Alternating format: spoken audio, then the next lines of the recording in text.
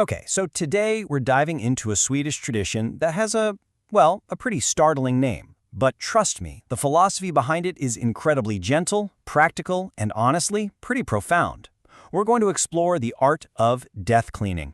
So let's just jump right in with a question, and it's one a lot of us kind of push to the back of our minds. What actually happens to all your stuff? You know, the furniture, the books, all those boxes piled up in the attic after you're gone. Who's the one who has to sort through all of it? And that question leads us straight to this Swedish concept called dostädning. Now, the literal translation is death cleaning, but its purpose isn't morbid at all. It's really this thoughtful, life-affirming process of simplifying what you own over time. Margareta Magnusson, the author who really brought this whole idea to the world, just says it perfectly with her classic Swedish frankness. The whole idea is simple. We should take responsibility for our own things, so our family doesn't get stuck with that huge burden during what's already a really tough time.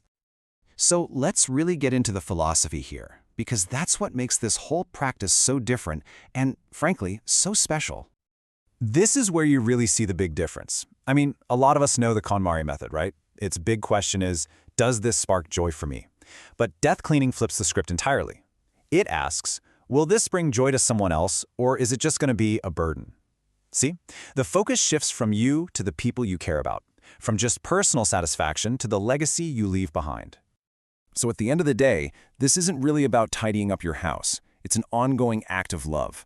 You're giving your family one last really profound gift, peace of mind. Okay, so that all sounds great in theory, right? But where in the world do you actually begin? Well, the process is really methodical, and it's designed to be totally manageable. It all starts with a clear checklist. The very first step, and you might be surprised by this, has absolutely nothing to do with throwing things out. It's all about talking. You tell your family or your close friends what you're doing. This just opens up the conversation for them to say, hey, I've always loved that painting, or I could actually really use that set of tools. It turns what could be a lonely task into something you share. And the strategy here is so smart and simple. You start with the easy stuff, things you have zero emotional attachment to. This builds momentum, you get that feeling of accomplishment, and it makes you want to keep going. You save the really hard stuff, the photos and old letters, for the very end once you've basically trained your decluttering muscles.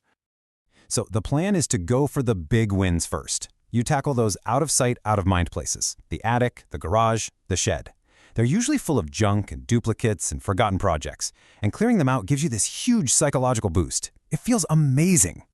All right, next up, you move on to furniture and all the general household items.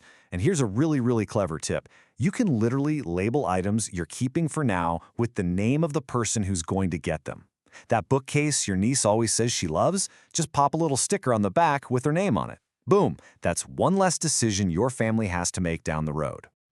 Okay, next, the wardrobe. For so many of us, this is the big one. It's a real challenge because it's not just about clothes, is it? It's tied up with our identity, our memories, and who we hope to be. But the rules for getting through it are so refreshingly practical. It's not about what might fit someday. It's about your life right now. Does it fit you? Does it make you feel good when you wear it? Does it actually suit the person you are today? If the answer is no, it's time to let it go. And that brings us to the final and definitely the most personal category, all this sentimental stuff. This is where the process really slows down and becomes more of a journey of remembrance. And the most important rule here, be gentle with yourself. Seriously, this is not a race. Sorting through old photos and letters is a chance to really reflect on your life. So, pour a cup of tea, give yourself the time to read and remember, and then you can decide which of those stories need to be passed on. Now, death cleaning isn't just about physical objects like furniture and old photo albums. In our modern world, there are a couple of other crucial areas we have to think about, and they're often the ones we forget. I mean, what about your entire digital life? Your social media accounts, online banking, maybe even cryptocurrencies. That's all part of your estate now. The solution is pretty simple.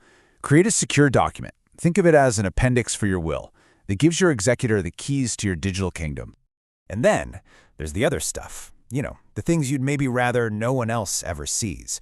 Old diaries, passionate love letters, maybe a collection that's just deeply, deeply personal to you.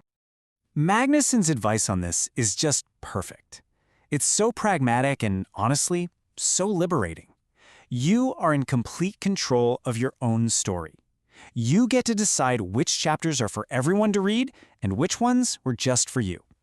This leads to what might be one of the most genius solutions in this entire process. The throwaway box. It's exactly what it sounds like. A box for items that mean the world to you, but would mean nothing or might be confusing to others.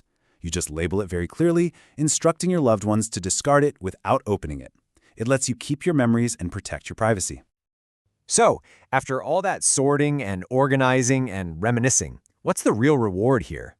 Well, it's not just about being prepared for the end. Not at all. Because the real magic of Swedish death cleaning is that it's not actually about dying, it's about living. By clearing away all that physical and mental clutter, you free up so much energy, time, and space to focus on what really matters to you right here and right now. It's really about being able to see your own life more clearly. It's about having less stuff to manage, less to clean, less to worry about. And all of that creates so much more room for the real joys of life. The simple, wonderful things. Like just sharing a drink and a laugh with a good friend. So I'll leave you with this final thought. You don't have to be a certain age to start doing this. The whole practice is just about living more intentionally. So what's one thing, just one thing, you could let go of today? Not for some distant future, but just for the sake of making your own life a little bit lighter and more joyful right now.